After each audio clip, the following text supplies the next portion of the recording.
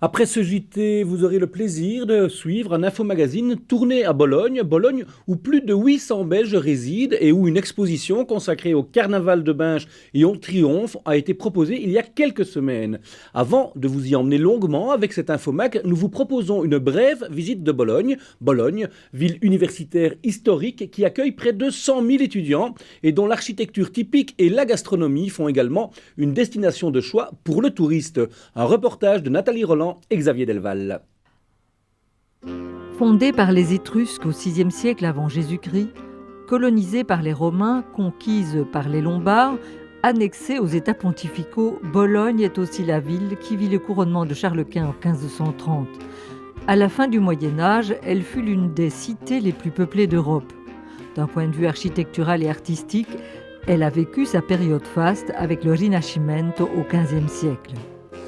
Elle n'a pas le même cachet que Florence ou que Venise au premier abord. Enfin, disons qu'elle est moins connue. Elle était un peu écrasée par justement ces villes qu'on connaît en Italie. Et en même temps, elle n'a pas de grand musée non plus, mais c'est une ville qui est un musée à elle seule. Aujourd'hui, la ville compte près de 400 000 habitants et garde un cachet très typique des villes du nord de l'Italie, avec une caractéristique bien à elle. C'est ce qui frappe le plus pour un touriste quand on arrive à Bologne, c'est toutes ces arcades. Il y a 42 km au total.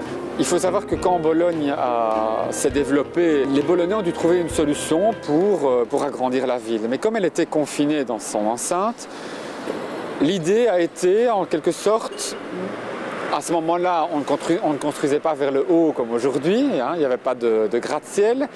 Donc l'idée a été d'ajouter une pièce supplémentaire aux maisons. Bologne abrite, comme Salamanque, l'université la plus ancienne d'Europe.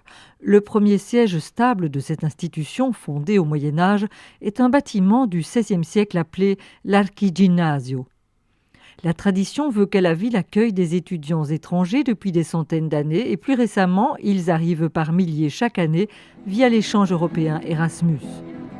Un habitant sur 5 serait étudiant. Un succès qui s'explique par le poids historique de l'université et par les dimensions humaines de la métropole.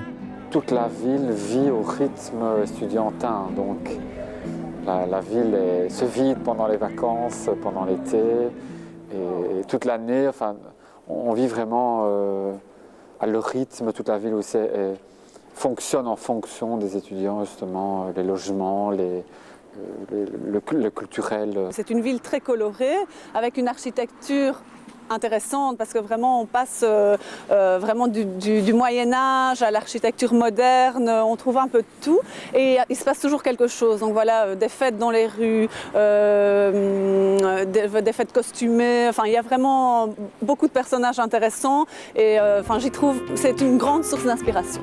Bologna la rossa, couleur réelle mais aussi couleur politique.